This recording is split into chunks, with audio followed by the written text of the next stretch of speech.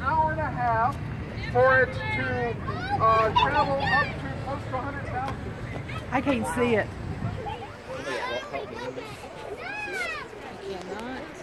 That is cool, you guys. That's beautiful.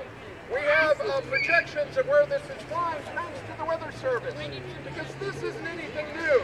The Weather Service launches 2 of these every single day from the Greensboro Airport. That's how we know what kind of weather you're going to get.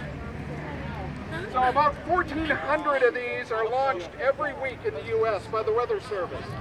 So it's a very common thing. Big data. We are getting telemetry from it. If you notice, we were using brown gloves. The oils from our hands have a tendency to kind of